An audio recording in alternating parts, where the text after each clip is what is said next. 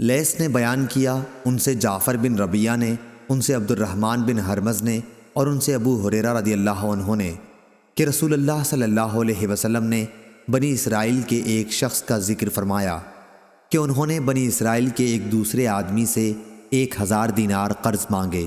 انہوں نے کہا کہ پہلے ایسے گواہ لا جن کی گواہی پر مجھے اعتبار ہو۔ قرض مانگنے والا بولا کہ گواہ تو بس اللہ ہی کافی ہے۔ پھر انہوں نے کہا اچھا کوئی ضامن لا۔ قرض مانگنے والا بولا کہ ضامن بھی اللہ ہی کافی ہے۔ انہوں نے کہا کہ تو نے سچی بات کہی۔ چنانچہ اس نے ایک مقررہ مدت کے لیے اس کو قرض دے دیا۔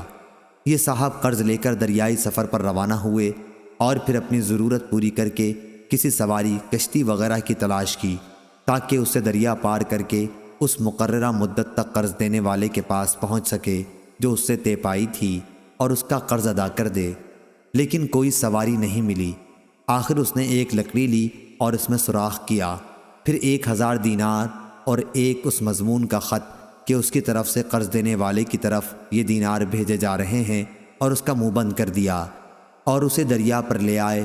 پھر کہا اے اللہ، تو خوب جانتا ہے کہ میں نے فلاں شخص سے 1000 دینار قرض لیے تھے۔ اس نے مجھ سے ضامن مانگا تو میں نے کہہ دیا تھا کہ میرا ضامن اللہ تعالیٰ کافی ہے، اور وہ بھی تجھ پر راضی ہوا۔ اس نے مجھ سے گواہ مانگا تو اس کا بھی جواب میں نے یہی دیا کہ اللہ پاک گواہ کافی ہے، تو وہ مجھ پر راضی ہو گیا۔ اور تو جانتا ہے کہ میں نے بہت کوشش کی کہ کوئی سواری ملے جس کے ذریعے میں اس کا قرض اس تک مدت مقررہ میں پہنچا سکوں، لیکن مجھے اس میں کامیابی نہیں ہوئی، اس لیے اب میں اس کو تیرے ہی حوالے کرتا ہوں کہ تو اس تک پہنچا دے۔ چنانچہ اس نے وہ لکڑی جس میں رقم تھی دریا میں بہا دی۔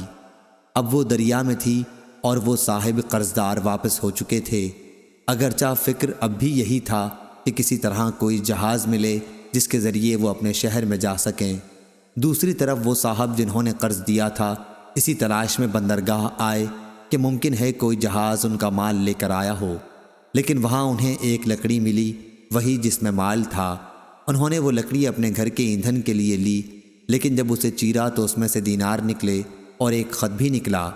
کچھ دنوں کے بعد جب وہ صاحب اپنے شہر آئے تو قرض خواہ کے گھر آئے، اور یہ خیال کر کے کہ شاید وہ لکڑی نہ مل سکی ہو، دوبارہ 1000 دینار ان کی خدمت میں پیش کر دیے اور کہا کہ اللہ کی قسم میں تو برابر اسی کوشش میں رہا کہ کوئی جہاز ملے تو تمہارے پاس تمہارا مال لے کر پہنچوں، لیکن اس دن سے پہلے جب کہ میں یہاں پہنچنے کے لیے سوار ہوا مجھے اپنی کوششوں میں کامیابی نہیں ہوئی۔ پھر انہوں نے پوچھا اچھا یہ تو بتاؤ کہ کوئی چیز کبھی تم نے میرے نام بھیجی تھی؟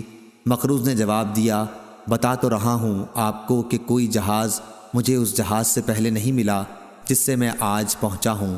اس پر قرض خواہ نے کہا کہ پھر اللہ نے بھی آپ کا وہ قرض ادا کر دیا جسے آپ نے لکڑی میں بھیجا تھا۔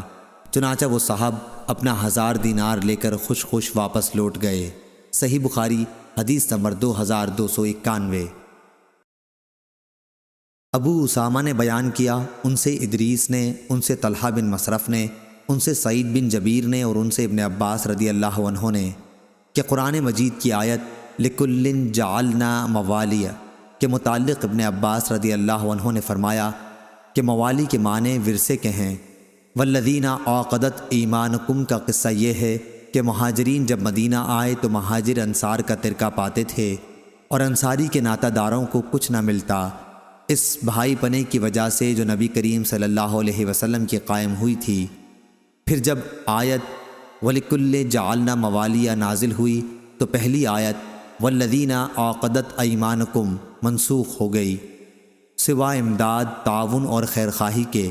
البتہ میراث کا حکم جو انصار و مہاجرین کے درمیان مواخات کی وجہ سے تھا وہ منسوخ ہو گیا، اور وصیت جتنی چاہے کی جا سکتی ہے، جیسی اور شخصوں کے لیے بھی ہو سکتی ہے، تہائی ترکے میں سے وصیت کی جا سکتی ہے جس کا نفاذ کیا جائے گا۔ صحیح بخاری حدیث نمبر 2292۔ اسماعیل بن جعفر نے بیان کیا، ان سے حمید نے اور ان سے انس رضی اللہ عنہ نے کہ جب عبد الرحمن بن عوف رضی اللہ عنہ ہمارے یہاں آئے تھے تو رسول اللہ صلی اللہ علیہ وسلم نے ان کا بھائی چارہ سعد بن ربی رضی اللہ عنہ سے کرایا تھا۔ صحیح بخاری حدیث نمبر 2293۔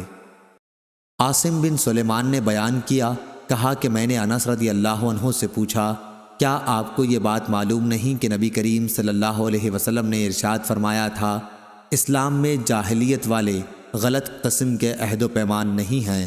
تو انہوں نے کہا کہ نبی کریم صلی اللہ علیہ وسلم نے خود انصار اور قریش کے درمیان میرے گھر میں عہد و پیمان کرایا تھا۔ صحیح بخاری حدیث نمبر 2294۔ ابو عاصم نے بیان کیا، ان سے یزید بن ابی عبید نے، ان سے سلمہ بن عقور رضی اللہ عنہ نے کہ نبی کریم صلی اللہ علیہ وسلم کے یہاں نماز پڑھنے کے لیے کسی کا جنازہ آیا۔ آپ نے دریافت فرمایا، کیا اس میت پر کسی کا قرض تھا؟ لوگوں نے کہا کہ نہیں۔ آپ نے ان کی نماز جنازہ پڑھا دی۔ پھر ایک اور جنازہ آیا۔ آپ نے دریافت فرمایا، میت پر کسی کا قرض تھا؟ لوگوں نے کہا ہاں تھا۔ یہ سن کر آپ نے فرمایا کہ پھر اپنے ساتھی کی تم ہی نماز پڑھ لو۔ ابو قتادہ رضی اللہ عنہ نے عرض کیا، یا رسول اللہ صلی اللہ علیہ وسلم، ان کا قرض میں ادا کر دوں گا۔ تب آپ صلی اللہ علیہ وسلم نے ان کی نماز جنازہ پڑھائی۔ صحیح بخاری حدیث نمبر 2295۔